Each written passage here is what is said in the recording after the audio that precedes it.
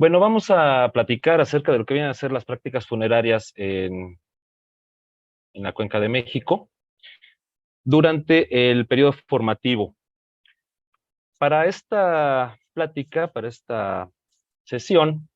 lo que he hecho es la selección de 10 sitios que involucran restos mortuorios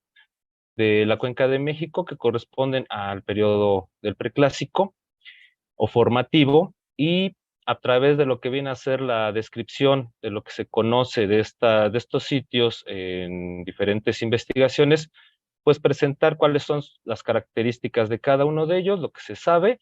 y al final de lo que es la sesión, hacer un recuento y una valoración de todos estos 10 sitios. Para poder caracterizar lo que son las prácticas funerarias, pues en primera instancia vamos a necesitar definir lo que corresponde a prácticas mortuorias, que vienen a ser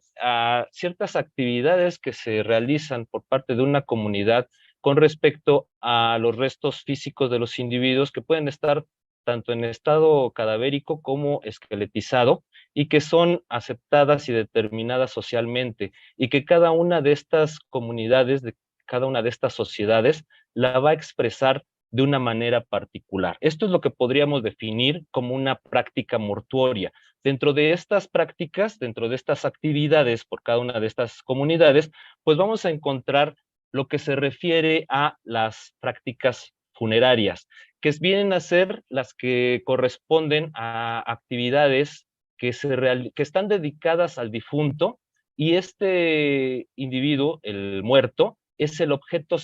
central de tanto de las acciones como de los rituales que van a estar asociados al mismo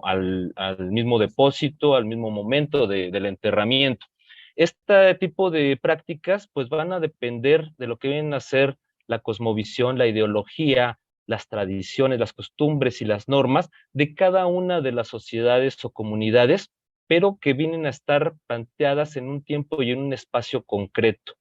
Y va a influir de alguna manera lo que viene a ser el entorno, tanto ecológico, geográfico como social, para enterrar a los muertos. De alguna manera, sí es un elemento, un factor que va a incidir para lo que van a ser las prácticas funerarias. Y cada una de estas comunidades va a contar con ciertos lugares apropiados para enterrar a los difuntos. Cada sociedad va a determinar cuáles son los espacios, los lugares en donde se puede enterrar a los muertos.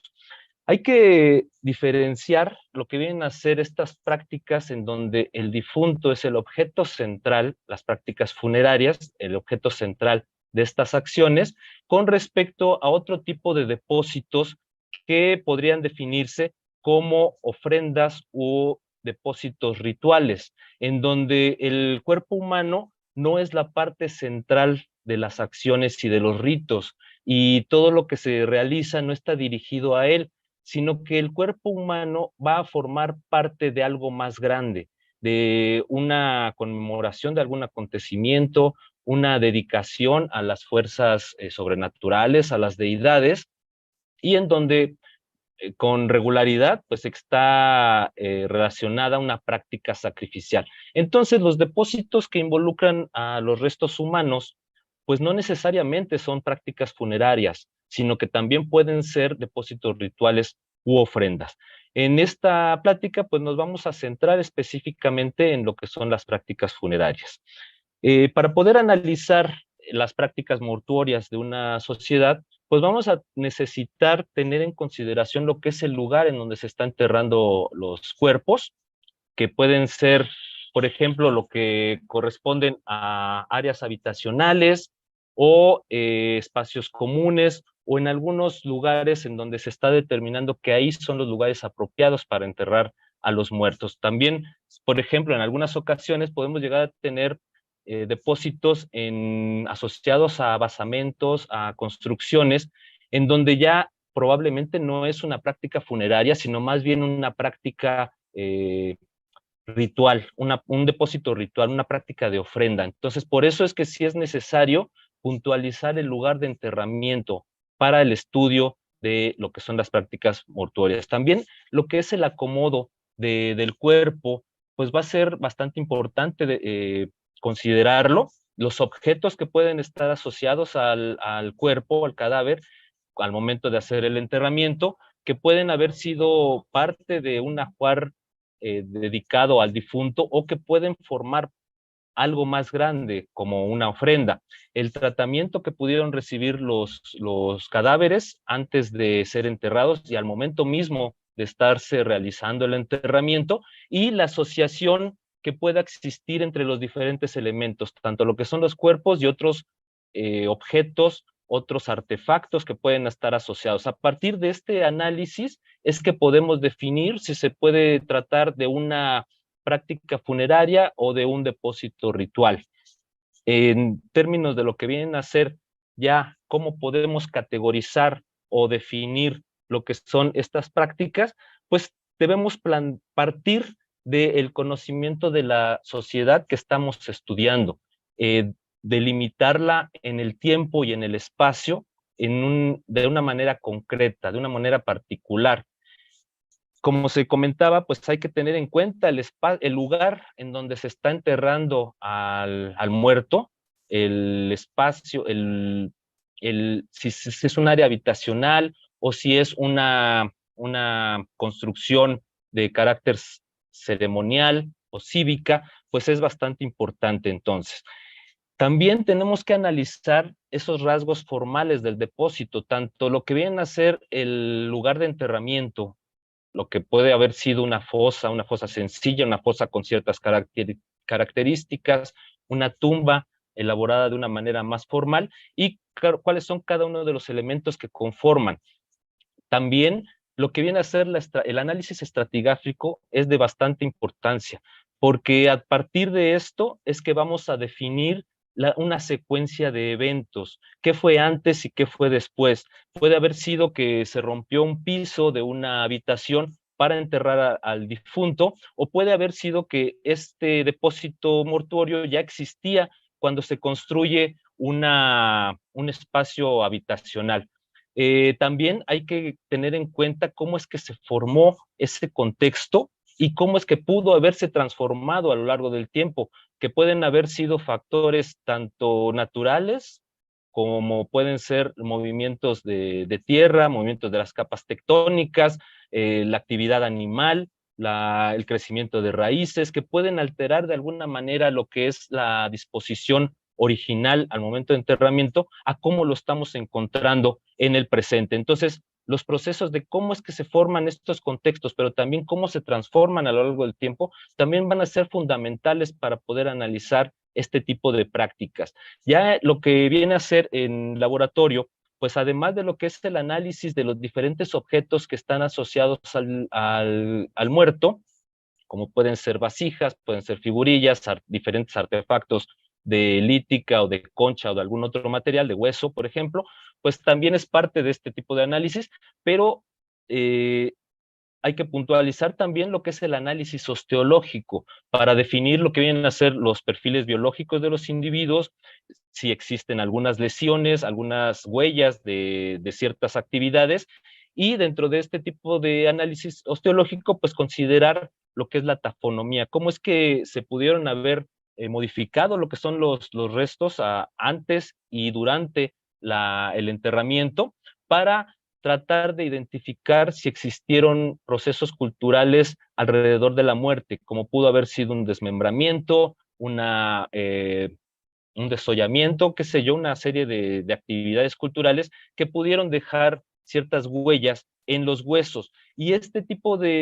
considerando todos estos puntos al momento de hacer el análisis de un depósito mortuorio, es que podemos llegar a definir si se trata o no de un depósito funerario, de una práctica funeraria o de un depósito ritual. En términos de lo que vienen a ser este tipo de contextos, pues se han analizado desde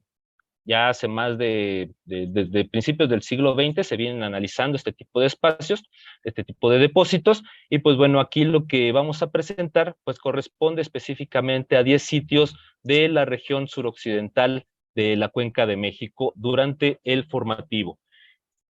Para poder contextualizar entonces, pues consideramos que lo que es el periodo formativo en Mesoamérica, pues va a tener un rango de tiempo bastante amplio. En términos generales, se llega a plantear que hacia el 2500 podría empezarse a contar ya lo que, antes de Cristo, ya lo que es el periodo formativo. Sin embargo, para la Cuenca de México, uno de los marcadores que se va a utilizar para analizar lo que es el periodo formativo es el surgimiento ya de la cerámica, de diferentes objetos realizados con barro y expuestos al fuego. Esto es lo que se conoce como la cerámica. Y bueno, en ese sentido, pues la cerámica más temprana que se conoce para la Cuenca de México correspondería a la fase nevada, que Cristín Niederberger identificó en el sitio de Soapilco, Tlapacoya, y que estaría fechado hacia 1450 aproximadamente.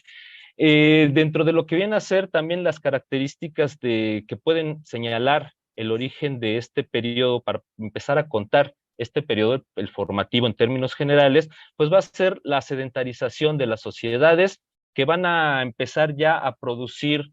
lo que son los alimentos, ya no nada más se van a apropiar de los medios de los recursos que proporciona el entorno, sino que también van a estar produciendo ya a través de la agricultura ciertos alimentos. Y a partir de este momento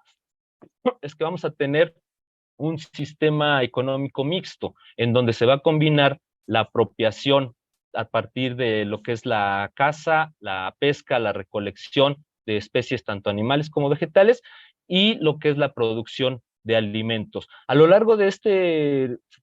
periodo bastante amplio, que es el formativo, que podríamos señalar en la Cuenca de México entre 1450 antes de Cristo y el 250 después de Cristo, pues se van a dar diferentes cambios sociales, políticos, económicos en las sociedades, en las comunidades que se van a asentar. Se ha visto que en lo que viene a ser la Cuenca de México, la región sur, si consideramos más o menos que la Cuenca de México corresponde a una región delimitada por una serie de cadenas montañosas, la Sierra de las Cruces al poniente, lo que es la Sierra Nevada al oriente, al sur, la Sierra del Ajusco y el Chichinautzin, y hacia el norte, lo que viene a ser la Sierra de Pachuca, podríamos dividirlo en dos grandes regiones, que viene a ser la parte norte y la parte sur. Más o menos a la altura de lo que corresponde actualmente a Ecatepec, podríamos señalar la región sur de la Cuenca de México, y se ha visto a través de diferentes estudios que en esta región sur es donde comienzan a sentarse una mayor cantidad de comunidades desde el periodo formativo. Conforme va pasando el tiempo, estas comunidades que habían comenzado con sistemas sociales sencillos, simples, se van a ir dando una serie de factores que van a ir provocando desigualdades sociales, un acceso diferencial a ciertos bienes, tanto de consumo como de construcción para las viviendas, como también de objetos suntuarios, y esto va a ir señalándonos desde lo que son estos indicadores, desde lo que es el registro arqueológico, que las sociedades ya se van diferenciando al interior, ya va existiendo una desigualdad social. Al inicio va a ser bastante incipiente, pero poco a poco se va a ir marcando cada vez más. Ya para la parte final del periodo formativo, aproximadamente a partir del 400 antes de Cristo hasta el 200 después de Cristo, pues ya vamos a tener más marcadas estas desigualdades, ya espacios claramente determinados para lo que son los estratos más altos de la sociedad, de cada una de las sociedades, con respecto a los estratos más bajos. Y esto lo podemos ver a partir de lo que son los materiales de construcción, lo que vienen a ser los espacios mismos de ocupación, y también lo que vienen a ser los depósitos que involucran restos humanos, los depósitos mortuorios, pues también vamos a notar ese acceso diferencial a ciertos objetos que están siendo asociados con los muertos. Entonces, a partir de a través de estos indicadores, es que podemos analizar, la arqueología va a analizar estas desigualdades, estos cambios en lo que son las sociedades. También en el periodo tardío del periodo del formativo,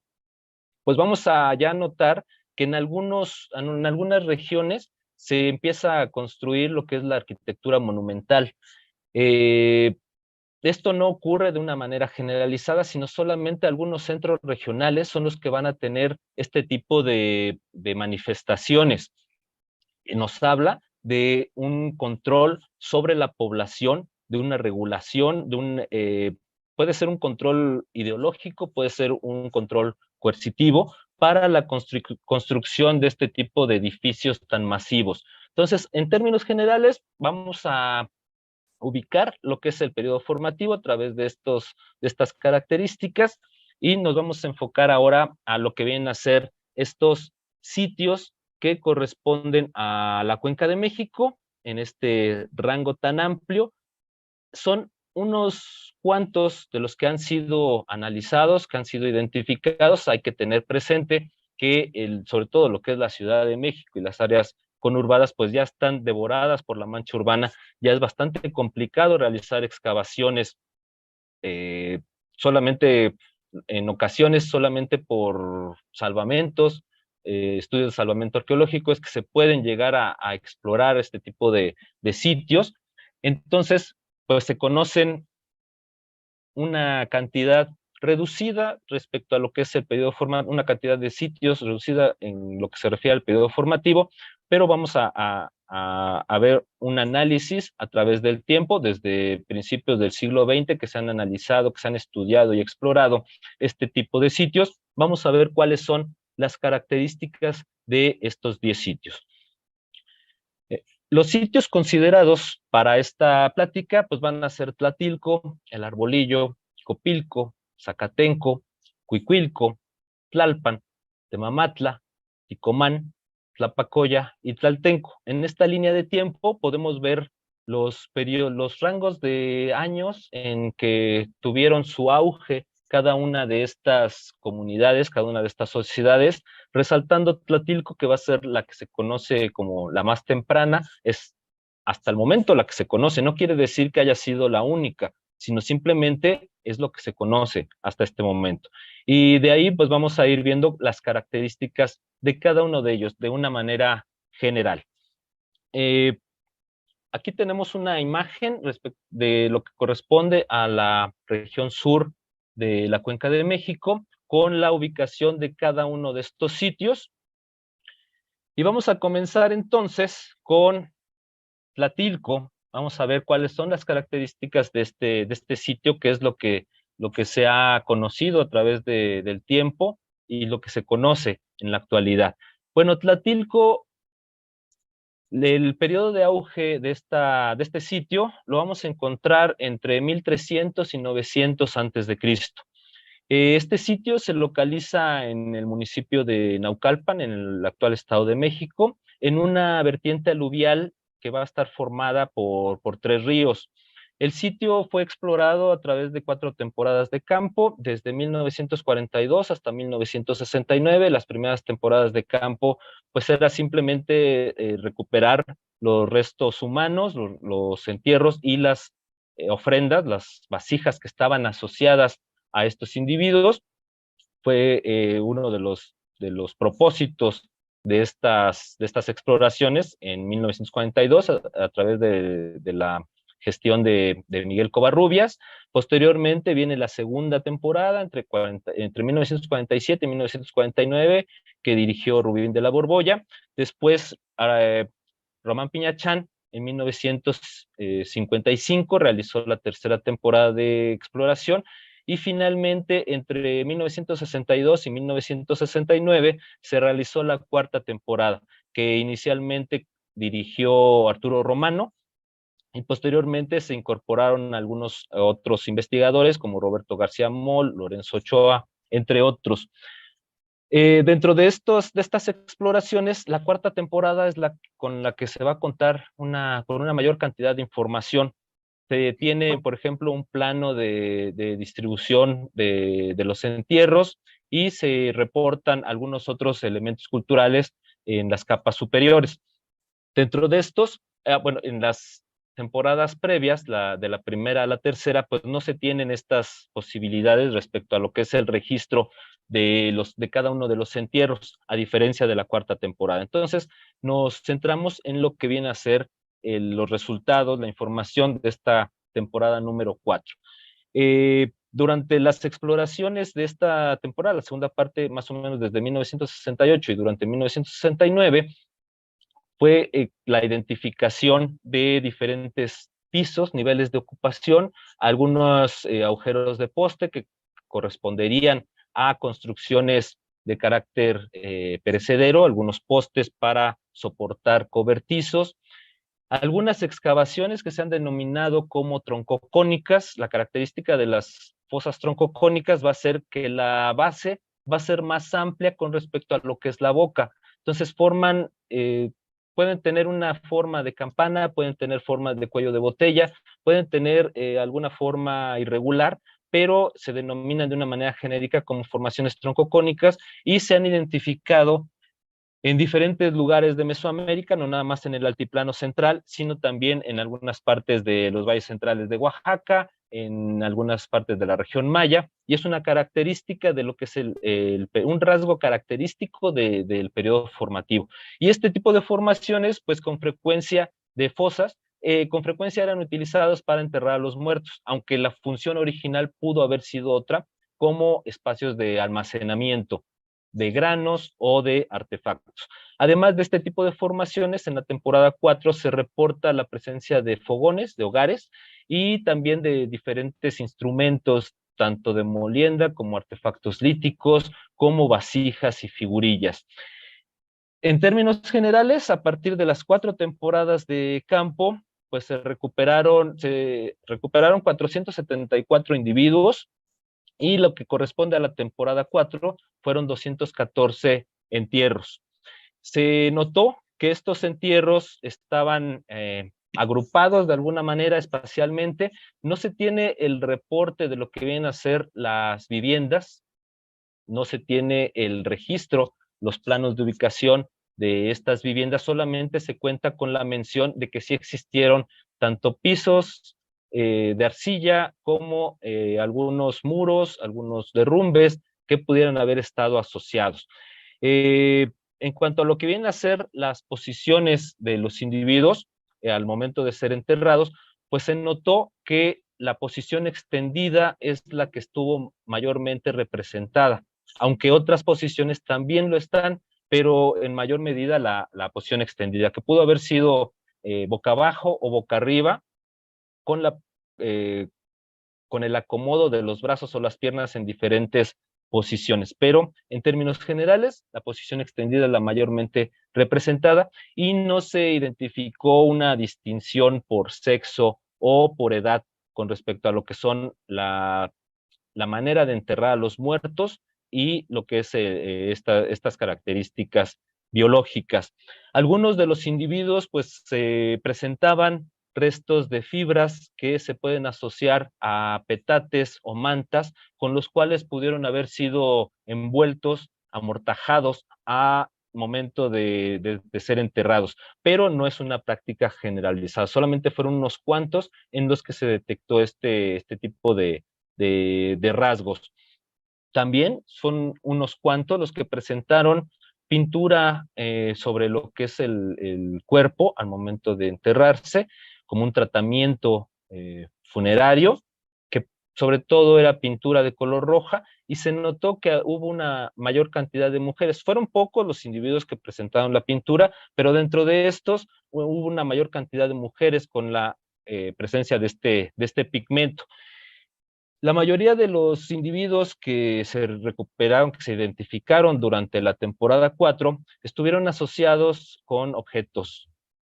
Como ya se mencionó, pudieron haber sido vasijas, pudieron haber sido figurillas o artefactos de diferentes características, pero también algunos objetos de uso más bien ornamental para el cuerpo, como cuentas, collares, pulseras, un anillo por ahí también que se detectó. Pero pues también se identificaron algunos depósitos cuyos individuos no estaban con objetos asociados. Puede ser también que como parte de esos ajuares funerarios se hayan colocado materiales perecederos, materiales orgánicos, de los cuales no quedó huella. No necesariamente pueden haber sido materiales que permanecen a lo largo del tiempo, como la cerámica, como la lítica, sino que también pudo existir otro tipo de asociaciones. Pueden haber sido gules, por ejemplo, calabazas, elementos naturales que pudieron haber sido colocados junto a lo que es el difunto. Se notó que dentro de lo que viene a ser tanto la mayor cantidad de objetos, específicamente vasijas y figurillas, pues dentro de estos individuos, ciertas mujeres presentaban la mayor cantidad de objetos. Pero, por otro lado, dentro de lo que vienen a ser algunos elementos ornamentales, como collares, como el anillo que se mencionaba, como cuentas, pues también se identificaron con individuos masculinos. También un par de infantes presentaron una mayor cantidad de objetos, refiriéndonos a lo que son, sobre todo, vasijas. A partir de estos rasgos, podemos decir que ciertas mujeres pudieron haber tenido un alto reconocimiento en la comunidad y un trato diferencial, pero sí podemos señalar que la distinción no fue por sexo biológico, sino que pudo haber sido más bien por un reconocimiento social hacia estas personas. Entonces, estas son las características en cuanto a lo que son los depósitos eh, funerarios de Tlatilco, y en términos de lo que vienen a ser esas agrupaciones que se comentaban, pues pueden corresponder a esas áreas habitacionales. Hay que tener en cuenta que para lo que es ciertas regiones mesoamericanas como el altiplano central, los valles centrales de Oaxaca, el área maya, sobre todo, los difuntos siempre estaban enterrados cerca de lo que eran las viviendas, tanto al interior de las casas como en las inmediaciones. Entonces, teniendo en cuenta estas características, proponemos la existencia de algunas viviendas que estarían siendo los lugares en donde fueron enterrados los difuntos. En esta propuesta, en cuanto a lo que vienen a ser las viviendas, pues es a partir de ciertos análisis de Ken Flannery en cuanto a las dimensiones de las casas, también un poco retomando las propuestas de Paul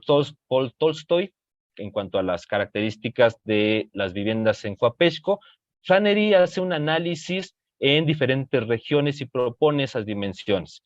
Bueno, pasando ahora al siguiente sitio que corresponde a El Arbolillo, pues vamos a tener que se localiza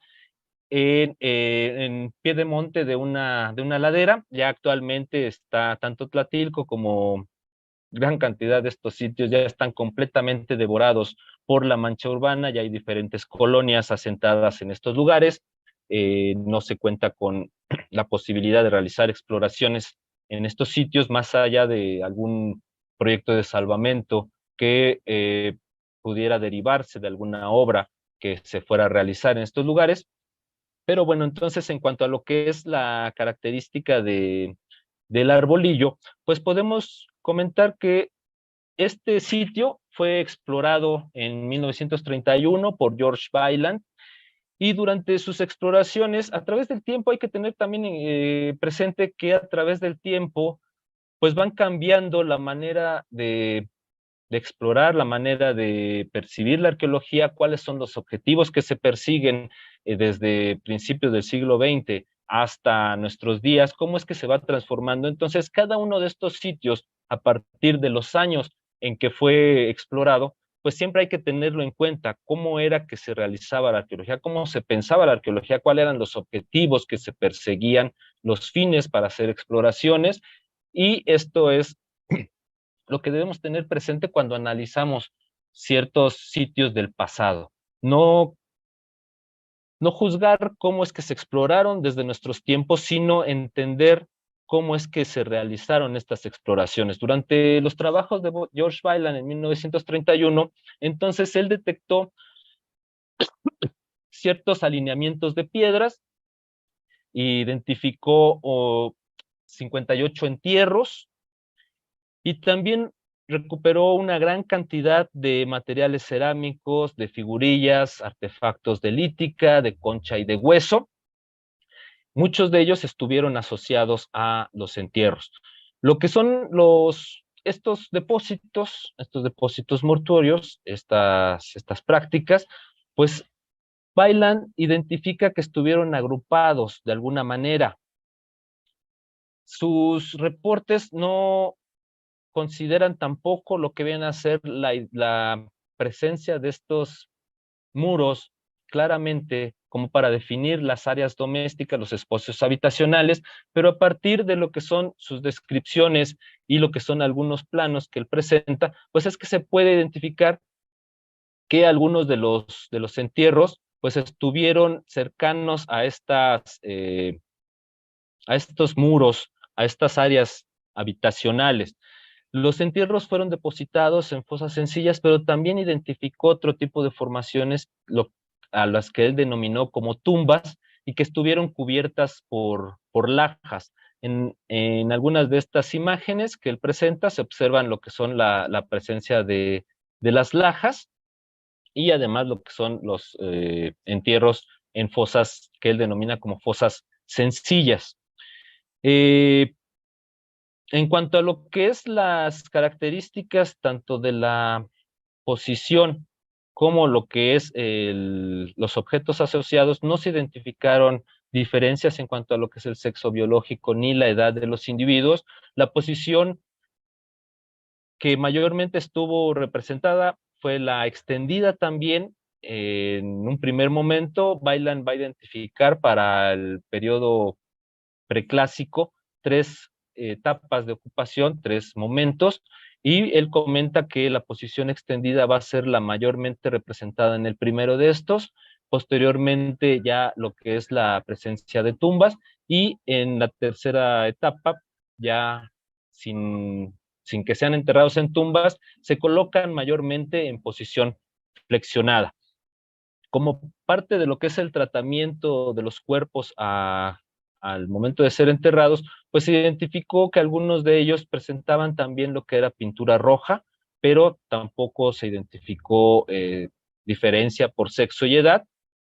Y en cuanto a lo que es la presencia de fibras, solamente registró un individuo con este tipo de materiales. Entonces, tampoco fue una práctica difundida el amortajamiento a partir de los rasgos. También podemos ver a través de lo que son los dibujos que presenta Bailan, que además de lo que son las posiciones extendidas y eh, típicamente flexionadas, lo que podemos encontrar en diferentes sitios, hubo algunos otros individuos que fueron colocados de maneras irregulares o conformando depósitos muy particulares, como podemos ver esta agrupación de 8 individuos que pues pudiera corresponder más bien a una práctica, a un depósito ritual, a una práctica de ofrenda. Como se comentaba, siempre va a ser necesario realizar un análisis osteológico sobre lo que son los restos para tratar de identificar ciertos procesos culturales, evidencias de procesos culturales que pudieron haber tenido lugar desde lo que es la muerte o un poco antes de la muerte del individuo hasta el depósito del cadáver. Entonces, estos rasgos pues no se pudieron analizar en aquellos años, pero también lo que es la configuración de los depósitos pudieran apuntar a ciertos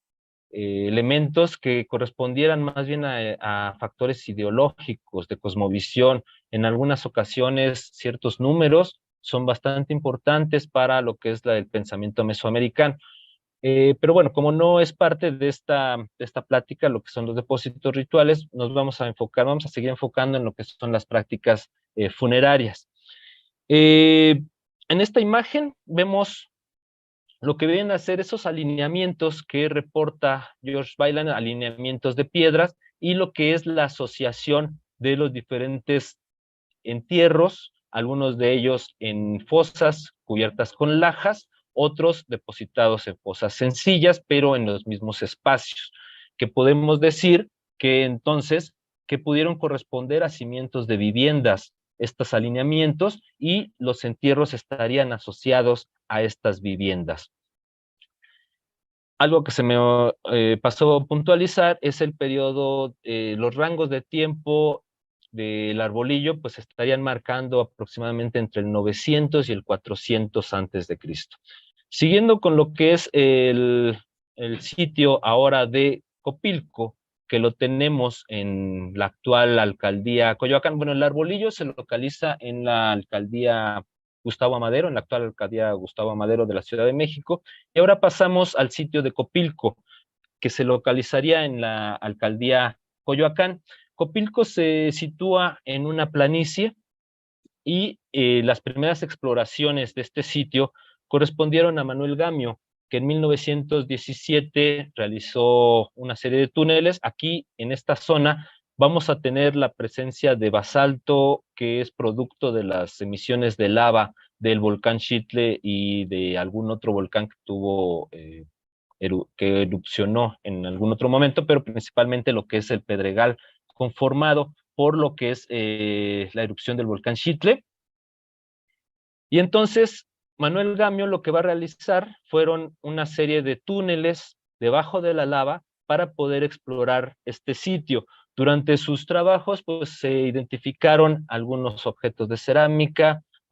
artefactos líticos, alineamientos de piedras y una serie de entierros. No se cuenta con la cantidad exacta de entierros que identificó Manuel Gamio durante sus exploraciones, pero sí algunas fotografías como las que tenemos aquí en pantalla que permiten apreciar una posición flexionada de los cadáveres al momento de que fueron enterrados. También reporta Manuel Gamio que estos esqueletos fueron identificados en fosas sencillas que posteriormente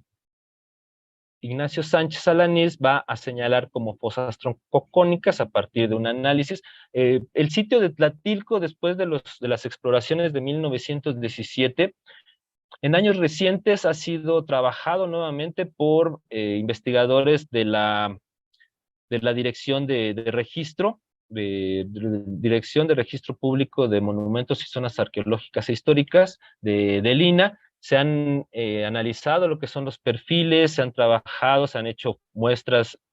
se han recuperado muestras para fechamientos y han arrojado diversos datos que son importantes también mencionar, como esta identificación de una fosa troncocónica para enterrar a los muertos. Repito que se desconoce cuántos identificó Manuel Gamio, cuántos recuperó, pero son unas cuantas menciones las que se tienen. También el mismo Gamio menciona que uno de los individuos fue recuperado dentro de una vasija. Y también comenta Gamio que encima de estas fosas había montículos de piedras, montículos de cantos rodados que señalaban la ubicación de este tipo de formaciones. Como se comentaba, pues a partir de las descripciones, la posición flexionada es la que se tiene reportada. En cuanto a lo que es la ocupación de Copilco, los trabajos por parte de los investigadores de la Dirección de Registro, específicamente un trabajo de Mari Carmen Solanes y colaboradores, marcan que a partir de fechamientos de radiocarbono, que la ocupación pudo haber ocurrido entre 838 y 786 antes de Cristo. Pero podemos extender a partir de lo que es la cerámica, que probablemente hasta el 400 antes de Cristo siguió siendo ocupado este espacio. También como parte de estos análisis más recientes se ha identificado una tefra negra sobre lo que son los depósitos culturales previo a lo que es el basalto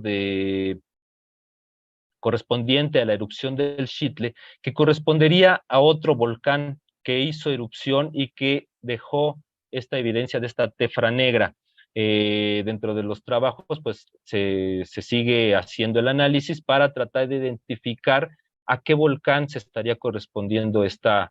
tefra.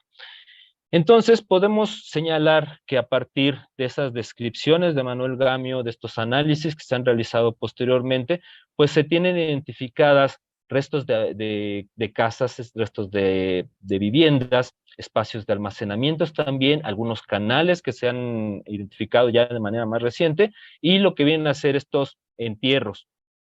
eh,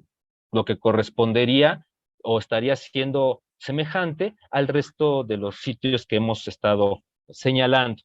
Siguiendo ahora entonces con lo que es el sitio de Zacatenco, que también se localiza en la alcaldía Gustavo Amadero de la Ciudad de México, así como el Arbolillo, pues tenemos que estaría cercano a la orilla del lago, del antiguo lago de Texcoco en este sentido, eh, en un piedemonte y en una ladera baja estaría ubicado, se habría ubicado el sitio de Zacatenco. George Byland también fue quien exploró este sitio originalmente entre 1927 y 1929, y en años más recientes se realizó una exploración por parte de la Dirección de Salvamento Arqueológico en 2016 en el predio del acueducto 650. A partir de estos rasgos, pues podemos señalar que existió más de un asentamiento, no nada más uno. Tanto las exploraciones de Byland como las exploraciones de la Dirección de Salvamento, pues señalarían más de un asentamiento, más de una aldea en este caso. Retomando el trabajo por parte de investigadores comisionados por la Dirección de Salvamento Arqueológico, aún no se cuenta con los informes, se están realizando diferentes trabajos de tesis por parte de la maestra Perla Ruiz, que está analizando lo que son los entierros, y la arqueóloga Daniela Rodríguez Obregón, que está realizando también análisis de este sitio y que van a aportar mucha mayor información. Entonces, aquí en esta plática, pues nos vamos a enfocar a lo que corresponde a los trabajos de Byland, puntualizando algunos aspectos. Byland identificó también algunos muros, pero en este caso él comenta que son muros de contención, ciertas bardas, podríamos señalarlo, o sea, de pequeñas dimensiones, de pequeña altura, conformadas por una serie de cantos rodados que estarían delimitando probablemente lo que vienen a ser terrazas, terrazas habitacionales o terrazas de cultivo, que estaban conformadas con estas piedras. También identificó lo que vienen a ser los entierros. Él, para estos años de 1927 a 1929, identificó 19 entierros, pero los trabajos posteriores de la Dirección de Salvamento pues recuperaron más de 200 individuos durante estas exploraciones. También se recuperaron lo que son las figurillas antropomorfas, vasijas y diferentes artefactos. Dentro de los trabajos de la Dirección de Salvamento, pues se identificó un apisonado también, y debajo de este apisonado, que correspondería al espacio interno de una casa, de una vivienda, debajo de este apisonado, pues se recuperó por al menos un entierro. Las posiciones, pues vienen a ser las posiciones de los muertos al momento de que son enterrados, son tanto extendidas como flexionadas, y por ahí también uno en posición irregular, un individuo en posición y acomodado en posición irregular. Pero durante los trabajos de George Byland, ninguno de estos 19 individuos presentó objetos asociados, a diferencia de lo que vienen a ser los trabajos de la Dirección de Salvamento, en donde sí se identificó una gran cantidad de objetos y diversidad también de artefactos que estuvieron asociados a los individuos, tanto de uso doméstico, como pueden ser vasijas de cerámica, como implementos de un uso ya más personal, más ornamental, que pudieron haber estado elaborados con lítica o con concha. Dentro de lo que comenta Byland, pues lo que identificamos es la presencia de dos individuos con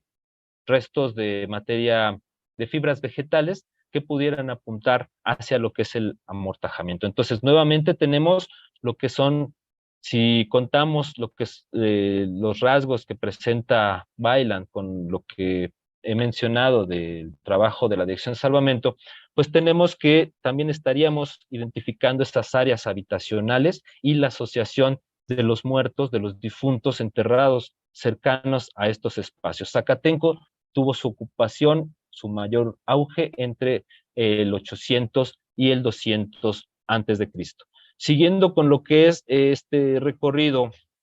rápido recorrido de 10 sitios de la Cuenca de México, pasamos ahora a Cuicuilco. Cuicuilco, que se localiza en la parte norte de la alcaldía Tlalpan, ya colindando con la alcaldía Coyoacán, se desarrolló en una llanura aluvial, y Cuicuilco va a ser el sitio más grande de esta región suroccidental, de esta zona que podríamos ubicar en esta parte, la región suroccidental de la Cuenca de México, en donde vamos a tener ya una arquitectura monumental. Las primeras exploraciones que se realizaron en Cuicuilco a partir de los trabajos de Byron Cummings, que fue comisionado, le solicitó Manuel Gamio que hiciera las exploraciones, se realizaron entre 1922 y 1925 y se enfocaron específicamente en lo que se conoce como el Gran Basamento, el basamento circular de Cuicuilco, que también se llega a conocer como Cuicuilco A. Posteriormente, algunos trabajos de Eduardo Noguera en 1939 también cercanos a lo que es este basamento. Aquí tenemos una imagen del gran basamento de Cuicuilco. Byron Cummings hizo lo que fue toda la limpieza del basamento, retiró todo el basalto producto de la lava del Xitle que había cubierto el basamento, y además también realizó algunas exploraciones tanto en las inmediaciones como al interior del basamento. Posteriormente, Eduardo Noguera realizó también excavaciones en la parte central del basamento. Bueno, Cuicuilco fue, como comentaba, fue el sitio más grande de la región suroccidental de la Cuenca de México durante el formativo. Va a tener el inicio de lo que es ya la construcción masiva hacia el 800, monumental, hacia el 800 antes de Cristo, pero el auge lo va a tener entre el 400 antes de Cristo y el 285 después de Cristo, que esta fecha última es la que se ha señalado para la erupción del volcán Xitle, cuando ocurrió esta erupción y que provocó el abandono de toda esta parte que controlaba Cuicuilco. Además de lo que es Cuicuilco A, o el basamento circular, el gran basamento, pues tendríamos otra serie de sitios que estarían asociados a Cuicuilco, alrededor de unos 5 kilómetros cuadrados que debe haber estado siendo ocupado tanto por espacios habitacionales como áreas de producción, como lo que es el espacio ceremonial que corresponde a Cuicuilco A, y también periféricos a este núcleo central, pues habríamos tenido una serie de aldeas que estarían abasteciendo de materias primas, de alimentos procedentes de la caza, la agricultura, la recolección y también de mano de obra a la sociedad de Cuicuilco, que se habrían ubicado cercanos en la periferia de lo que es la parte central. Respecto al sitio que se conoce como Cuicuilco B, este fue explorado en 1967 con motivo de los Juegos Olímpicos de 1968, de México 68, y se realizaron los trabajos de construcción de las pistas de calentamiento y algunas otras áreas para los atletas, y en estos trabajos se identificaron 11 montículos, de los cuales ya actualmente vemos 4 solamente, 4 que se mantienen en pie, que fueron identificados tanto de uso habitacional como de conjuntos religiosos, como basamentos religiosos. En lo que vienen a ser las áreas habitacionales, pues teníamos la presencia de casas, se identificaron la presencia de casas a través de las notas realizadas por Florencia Müller, que fueron publicadas de manera póstuma en 1990, pues tenemos ciertas características de las casas, algunos que eran resguardadas por bardas, otras tenían lo que es la presencia de algunos hornos que pudieron haber sido utilizados para cocimiento de cerámica, algunos graneros, y además de estos montículos habitacionales y religiosos, pues se identificó un área que denominaron como zona de troncocónicos en esta parte central. Y los entierros durante estos trabajos, pues se recuperaron tanto en lo que vienen a ser las viviendas, como en las inmediaciones, como en la zona de troncocónicos. A diferencia de lo que, bueno, como parte de estos trabajos, pues fueron recuperados más de 150 individuos que fueron analizados posteriormente en 1972, los esqueletos, estos 150 individuos, y actualmente Melissa Ortega está realizando su tesis, la arqueóloga Melissa Ortega está realizando su tesis de licenciatura con lo que corresponde a la información de Cuicuilco B, correspondiente a los depósitos. Aquí podemos notar dos diferencias en cuanto a lo que son los espacios. Por un lado, lo que es el gran basamento, que sería un edificio de carácter ceremonial, y por otro lado, Cuicuilco B, que vendría a ser el área habitacional. A través de lo que son los materiales constructivos, la presencia de estos basamentos, plataformas y algunos objetos suntuarios que se recuperaron durante la exploración de los entierros, podemos señalar que Cuicuilco B fue el lugar en donde los estratos más altos de Cuicuilco habitaban. La élite gobernante era donde tenía su asentamiento. No es un área de ocupación de estratos bajos, esta de Cuicuilco B. Entonces, podemos identificar dos tipos de espacios. Con respecto a lo que son los trabajos de Cummins, identificó una serie de entierros asociados a lo que viene a ser el gran basamento, que estaban colocados de manera radial alrededor de la estructura, alrededor del edificio. No se tiene la cantidad exacta de entierros que recuperó Cummins, debido a que el investigador norteamericano extravió sus documentos y no se tienen más que algunos artículos que posteriormente escribió él. Cuando Eduardo Noguera realiza exploraciones, él recuperó 12 entierros también en las inmediaciones del Gran Basamento, que estaban colocados en posiciones flexionadas, y él comenta que estaban uno sobre otro. Al menos 12 son los que identifica Eduardo Noguera, colocados de una manera radial, es decir, en torno a lo que es la circunferencia de la base del gran basamento. Este tipo de depósitos, pues en el gran basamento los identificaríamos más hacia lo que son las prácticas de ofrenda, los depósitos rituales, y no propiamente a las prácticas funerarias, a diferencia de lo que son los de Cuicuilco B, que ahí sí podríamos señalar que tenemos tanto prácticas funerarias como probablemente algunas prácticas de ofrenda. También durante los trabajos de Cummins se recuperaron al menos dos representaciones de lo que viene a ser el dios del fuego, el dios viejo, que posteriormente en el posclásico, ya para los grupos nahuas, se va a denominar como Huehueteotl, pero para los grupos del preclásico no podemos utilizar esta denominación, ya que no conocemos cuál era la lengua que hablaban estos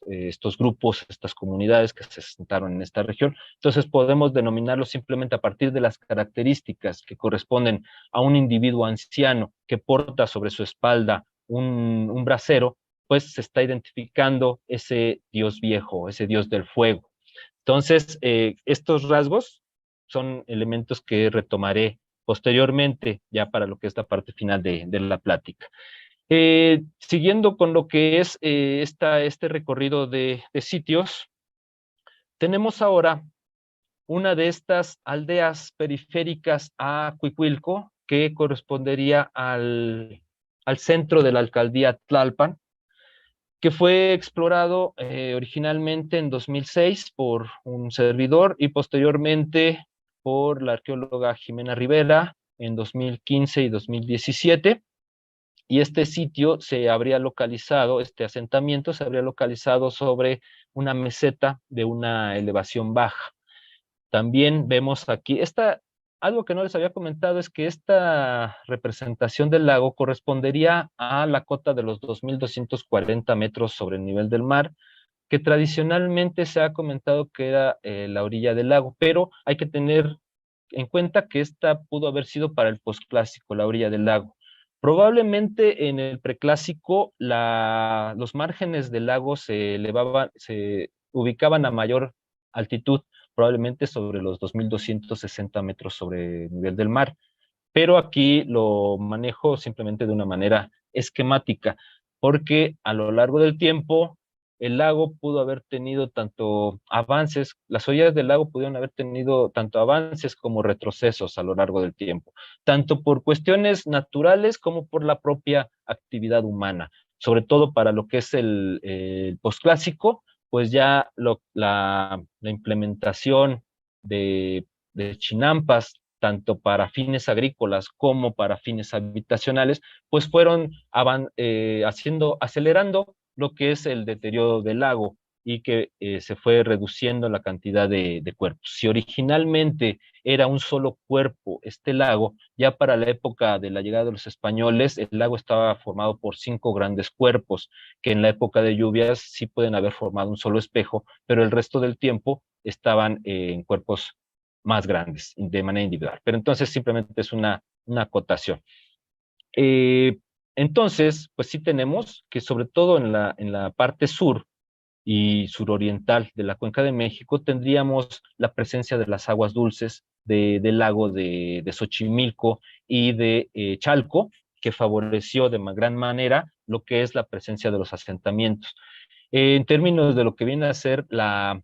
Sierra de las Cruces, pues las bajadas de agua proporcionaban agua dulce para los habitantes y favorecían la presencia de estas comunidades, además también de lo que son los recursos tanto de la madera como de los animales que podían estar habitando lo que correspondería a los bosques de estas zonas. Bueno, siguiendo con lo que es el sitio de Tlalpan, pues se identificaron a través de estos 3 trabajos de exploración que comenté, se identificaron restos de una vivienda en donde estaban asociadas diferentes fosas troncocónicas, algunas de ellas utilizadas para enterramiento y algunas otras como espacios de almacenamiento o basureros, además de un fogón también, que nos apuntaría hacia la presencia de una vivienda. También se identificó una plataforma construida con piedra, una plataforma ya más bien de carácter cívico-administrativo, y pues en total fueron 51 fosas troncocónicas a través de estos 3 trabajos en el centro de Tlalpan que se tienen reportados, 12 entierros también con por lo menos 26 individuos, dado que algunos eran entierros múltiples, uno de ellos era secundario, estaba formado por más de un individuo, alrededor de un número mínimo de 5 individuos. También una gran cantidad de figurillas, vasijas, artefactos de molienda, eh,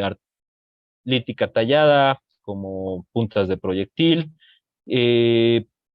que pues nos hacen ver, nos hacen inferir la presencia de unidades domésticas, de casas, viviendas que estarían conformando esta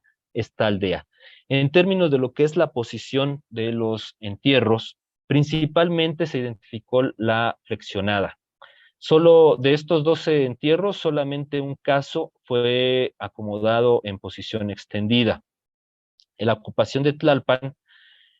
corresponde más o menos entre el 800 y el 150 antes de Cristo, aunque algunos, lo que es la identificación de la cerámica, podríamos identificar que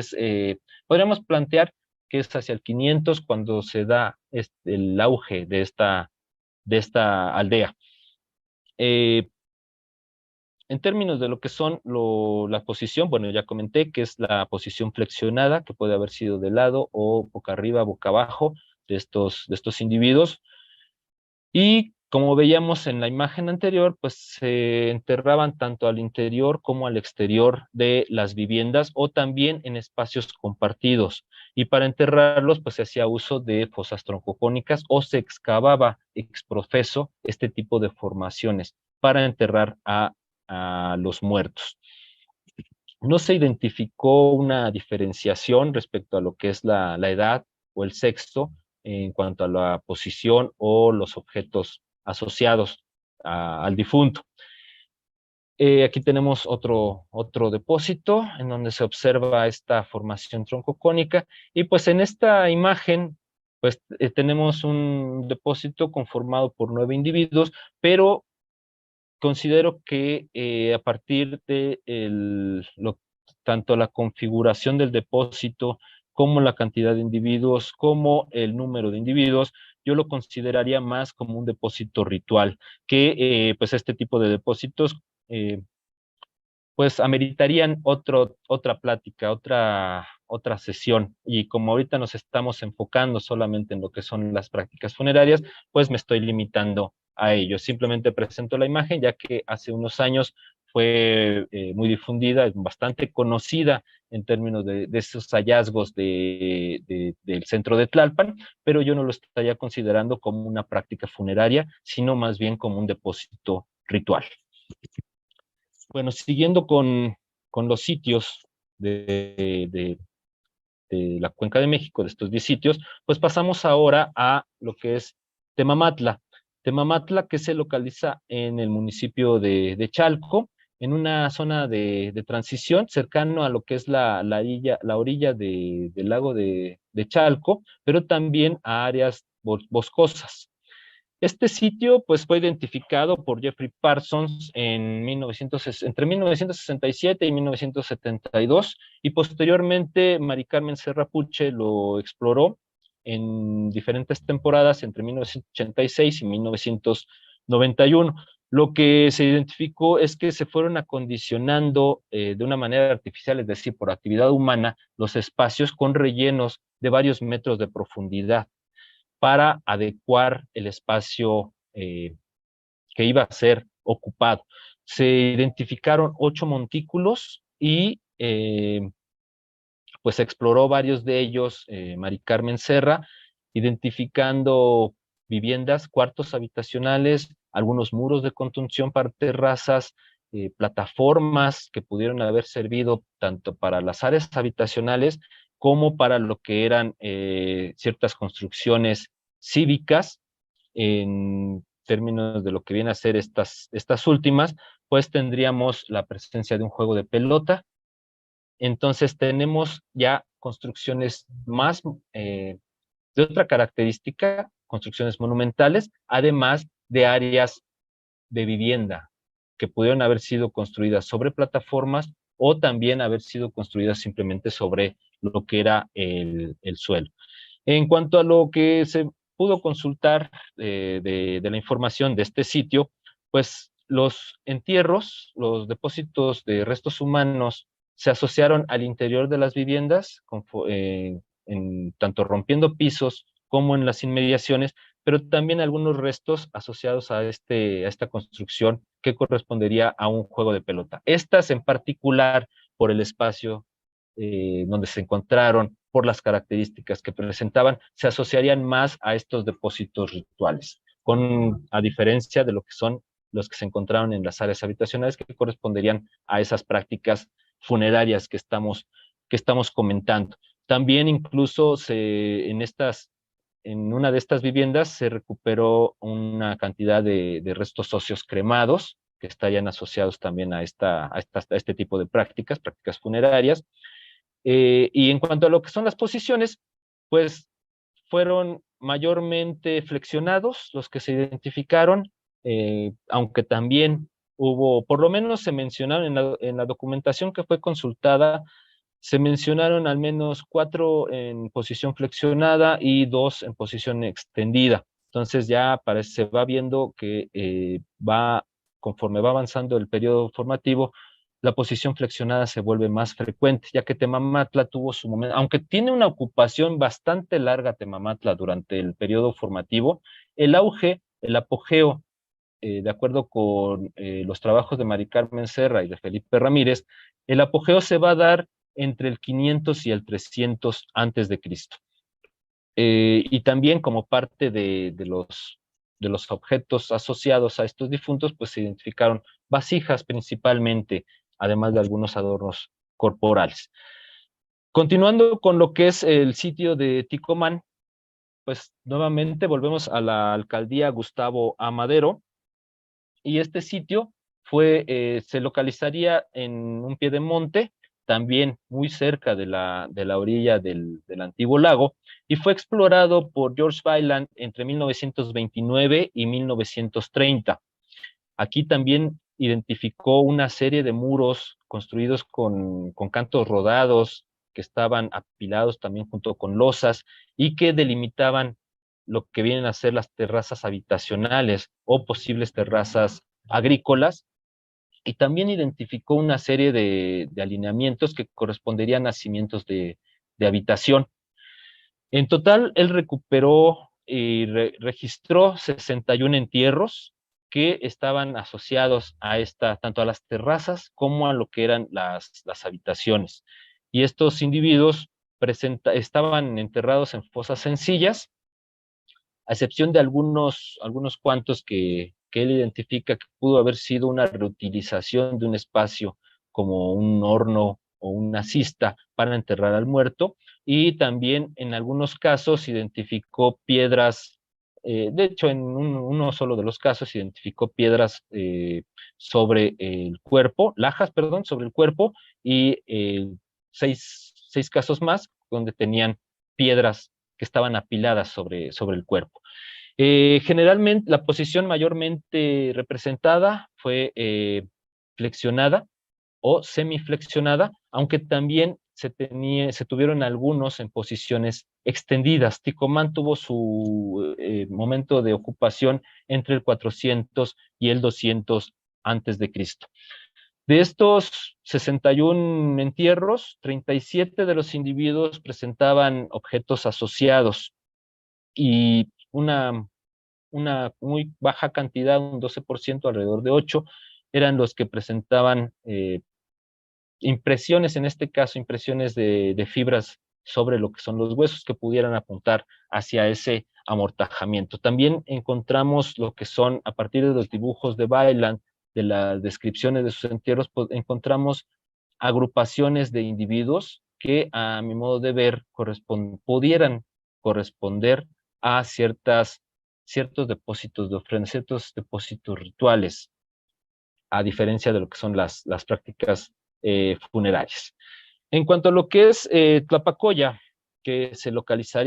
en el municipio de Ixtapaluca, aquí vemos el sitio, la ubicación de Tlapacoya, y también, pues,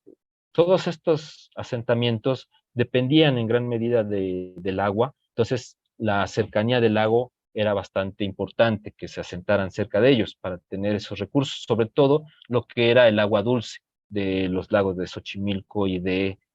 Chalco.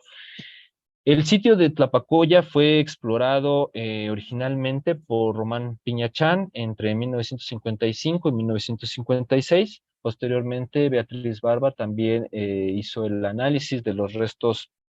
humanos, la interpretación de los depósitos de enterramiento en 1956. Y bueno, en Tlapacoya lo que vamos a tener son dos montículos principalmente. El primero de ellos era un montículo, es un basamento piramidal, que es el que se puede visitar actualmente. Y además, bueno, este fue explorado por Román Piñachán, identificó 3 entierros y 2 ofrendas, y el montículo 2, que fue explorado por Beatriz Barba, pues correspondía a partir de lo que ella identificó, que son alineamientos de piedras, algunos fogones y materiales domésticos, con lo que son los espacios habitacionales. Estas habitaciones pues habrían sido construidas sobre las plataformas de este montículo 2. A partir de lo que comenta Beatriz Barba, tendríamos entonces, bueno, ella hace una diferenciación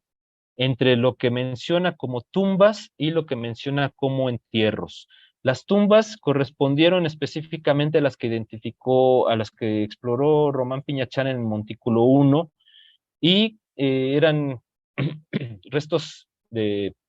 restos secundarios, depósitos secundarios, es decir, que no existía una relación anatómica en lo que son los huesos, sino que ya habían pasado por una fase de descarnamiento, probablemente activa o pasiva, ya sea que se fueron enterrados en otro lugar y posteriormente exhumados para depositarlos aquí, o bien que sufrieron algún proceso activo de descarnamiento para posteriormente ser enterrados, pero ya estaban desarticulados los individuos al momento en que se depositan. Y con respecto a los otros, a los que identifican en Montículo 2, Beatriz Barba los denomina como entierros simplemente. Ella comenta que los primeros, los de tumbas, corresponderían a los individuos de gobernantes o de la élite, de los estratos altos de la comunidad, con respecto a lo que eran los entierros, que vendrían a ser los estratos más bajos. Sin embargo, creo yo, a partir de los espacios y de las características de los depósitos, que los que identifica Román Piñachán en el Montículo 1, pues más bien habrían sido depósitos rituales, a diferencia de lo que son las prácticas funerarias que identifica Beatriz Barba en el Montículo número 2, esos 12 entierros que sí pudieron haber sido esas prácticas funerarias. Al estar construidos sobre plataformas, debieron haber existido también otros asentamientos, otras viviendas, pero que no tenían estas características, y más bien lo que exploró Beatriz Barba debe haber sido sectores de estratos altos en este Montículo 2, que no necesariamente eran los estratos más bajos. Estos deben haberse asentado en casas más sencillas, que no estaban sobre plataformas, sino viviendas de una sola habitación. También los individuos pues fueron identificados en posiciones flexionadas principalmente y una menor cantidad en posiciones extendidas. También tenían objetos asociados. Eh, Aquí también se notó una diferencia en cuanto a lo que son las mujeres y los infantes con la cantidad de objetos que les fueron asociados. Eh, bueno, siguiendo con lo que, no tengo una imagen de lo que son los entierros de Tlapacoya, pero quien esté interesado puede acudir a la tesis de licenciatura de Beatriz Barba de Román Piñachán, y ahí presenta los dibujos y los dibujos de los entierros y algunas fotografías de las tumbas que fueron exploradas por Román Piñachán. Bueno, vamos, ya casi terminamos. Vamos ahora con lo que es el sitio de Tlaltenco, terremoto de Tlaltenco. Este sitio, a diferencia de los otros, fue asentado sobre un islote natural que se encontraba en el lago de Chalco y que posteriormente fue ampliado y acondicionado artificialmente para tener un mayor área que pudiera ser ocupada por la comunidad. Eh, Aquí, este sitio fue explorado por Mari Carmen Serra a finales de los años 70 y principios de los 80. Identificó 6 montículos, Mari Carmen Serra, de los cuales uno correspondió a una plataforma construida con piedra, con huellas de postes de madera, a la que ella le atribuye un uso cívico y religioso, a diferencia de los otros montículos que habrían sido específicamente habitacionales. Las viviendas de estos montículos eran de aproximadamente 4 por 5 metros, presentaban los restos de los muros, la presencia de los fogones, algunas ollas de almacenamiento y los entierros, los cuales se encontraron en la parte posterior de las viviendas, no estaban al interior de las casas, sino en la parte posterior. Principalmente la posición representada, bueno, de hecho, no principalmente, sino que fue la única, fue la posición flexionada. Ella recuperó 12 entierros, 10 que fueron explorados en el sitio de Tlatel, de Terremoto Tlaltenco, y 2 más que fueron en el pueblo de San Francisco, a unos cuantos a una cercana distancia del sitio de Terremote. Eh, la mayoría de estos individuos no contaba con objetos asociados, pero algunos de ellos sí tenían la presencia de restos de petate. Mari Carmen Serra considera que esta comunidad se dedicaba a la pesca y a la cestería a partir de diferentes implementos y restos que fueron identificados que estarían subsistiendo de estos recursos, tanto lo que podían pescar del lago como lo que podían intercambiar con algunas otras aldeas a través de estos productos de cestería que elaboraban. Hay que tener en cuenta, si consideramos esta imagen, que la comunicación entre los diferentes asentamientos pues se daba principalmente a través de lo que es el lago, la navegación del lago, pero también se podía realizar por tierra firme para comunicarse unos con otros. Esto fue provocando que las creencias, los mismos productos se fueran intercambiando, fue enriqueciendo la cultura de cada uno de estos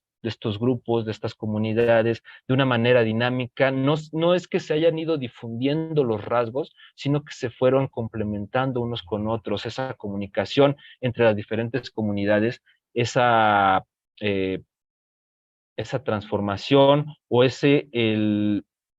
consolidación de lo que viene a ser el pensamiento mesoamericano en el altiplano central específicamente, si nos estamos abocando a esta región, pues se dio a través de esas relaciones que pudieron haber sido tanto comerciales como políticas, como de algún otro tipo entre las diferentes comunidades, las diferentes sociedades. Si algunas explotaban principalmente el lago, otras explotaban lo que eran los recursos de los bosques y el intercambio de productos a los cuales no tenían acceso cada una de ellas, pues era lo que provocaba esas interacciones y se iban compartiendo tanto los productos, los objetos, como las ideas mismas que iban desarrollando cada una de estas sociedades. Entonces, a partir de lo que viene a ser el análisis de estos 10 sitios, podemos considerar que durante la parte final del formativo temprano y la primera parte del formativo medio, a partir de a través de estos 10 sitios, pues se nota una tendencia hacia la horizontalidad social, en donde no hay, si bien ya es cierto, se está dando una diferenciación, pero no es tanto por estratos, sino que más bien están sobresaliendo algunos personajes que están teniendo un reconocimiento en la comunidad, en el núcleo familiar, y este reconocimiento en realidad no está siendo heredado, sino que simplemente termina al momento en que muere el individuo. Esto a partir de lo que es el análisis de los depósitos funerarios, de los depósitos de entierro. Podemos plantear este tipo de consideraciones. También se puede notar ya desde estos sitios que como tradición, como una cuestión que es beneficiosa para las comunidades, los muertos, los difuntos, están siendo enterrados al interior de las casas o en las inmediaciones o incluso en algunas áreas compartidas o que son comunes, en donde se realizan diferentes actividades. Hay que tener en cuenta que lo que es el núcleo familiar es la base de estas comunidades mesoamericanas, en donde podían estar compartiendo un espacio, una familia nuclear conformada por padre, madre e hijos, alrededor de unos 5 o 6 individuos que estarían habitando en una vivienda, realizando diferentes actividades tanto sociales como económicas y que se estarían relacionando con algunas otras viviendas dentro de las propias comunidades. Eh, los muertos, al momento en que son enterrados en las viviendas, pues seguirían estando presentes en lo que es la vida, el pensamiento, estarían dando una cierta identidad a los miembros de estos espacios habitados, de estos espacios domésticos, y existiría una relación continua entre lo que es la vida y la muerte, los vivos y los muertos, así como los vivos estarían ofrendando algunos elementos a los muertos y estarían recordándolos probablemente a través de diferentes actividades, diferentes ceremonias, pues los muertos seguirían cumpliendo con alguna función en beneficio para lo que eran los habitantes tanto del espacio doméstico como de la comunidad en general. También se puede apreciar a través de este análisis de 10 sitios que cada comunidad poseía costumbres particulares para disponer de los muertos y acomodarlos. No existen el final del periodo formativo temprano y en la primera parte del formativo medio, todavía elementos que pueden apuntar hacia unas normatividades de cómo enterrar a los muertos. Más bien es la tradición de que se tienen que enterrar cercanos a las viviendas, pero casi cada comunidad o cada grupo familiar estaría disponiendo de una manera particular y acomodando a sus difuntos en sus espacios. Ya para finales del formativo, seguimos en este momento, pues la posición extendida era la mayormente representada, aunque también estaban presentes otras posiciones. Sí se nota que en los sitios del formativo temprano y del formativo y la primera parte del formativo medio, la posición extendida va a ser muchísimo más frecuente. A diferencia de lo que va a ser el formativo tardío. Para el formativo tardío ya es cuando tenemos estas diferenciaciones sociales muchísimo más marcadas, áreas habitacionales que denotan unos espacios que son ocupados por estratos más bajos y que otros que son ocupados por los estratos más altos o lo que vienen a ser las élites de las sociedades, en donde tienen un acceso a ciertos materiales constructivos como la piedra, que construyen en lugares muchísimo más favorables, más altos, pues ya podemos hablar de estas diferenciaciones sociales a través de lo que es el análisis de los objetos asociados, pues hay objetos suntuarios que no están cubriendo una función básica de la subsistencia de los individuos, sino que más bien es una cuestión de prestigio. Principalmente este tipo de objetos provienen de regiones alejadas y solamente unos cuantos tienen acceso a este tipo de productos. Para este periodo, para el formativo tardío, pues se nota que se va volviendo más frecuente la posición flexionada al momento de acomodar al difunto. Esto además de lo que es la presencia de la arquitectura monumental de carácter cívico y religioso, y las primeras representaciones de deidades, en este caso la deidad del fuego para el sitio de Tlatilco, bueno, la presencia monumental la vamos a tener en Tlatilco, la vamos a tener en Temamatla y en Tlapacoya, de estos 10 sitios que se analizaron, la presencia de las primeras representaciones de deidades en Cuicuilco, pues probablemente, y la mayor frecuencia de enterramientos en posición flexionada de los muertos, probablemente ya está obedeciendo a unos primeros intentos de regular las prácticas funerarias, ya a partir de lo que son las instituciones religiosas. Ya se va a ir plasmando lo que es un cuerpo religioso de sacerdotes, ya de tiempo completo muy probablemente para la parte final del formativo, y esto lo podemos ir viendo reflejado a través de estos indicadores, esa arquitectura monumental religiosa, las primeras representaciones de deidades y lo que viene a ser una mayor frecuencia en una cierta posición, ya que si consideramos lo que es el periodo clásico,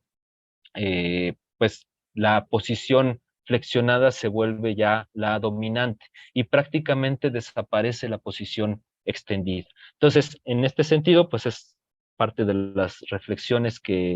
a las que llego yo a través del análisis de estos 10 sitios de la Cuenca de México durante el formativo, y estas son las prácticas funerarias. Aquí tenemos algunas de las referencias a lo largo de lo que es la presentación, por si están interesados en leer un poco más acerca de estos sitios que se presentaron. Y pues muchísimas gracias.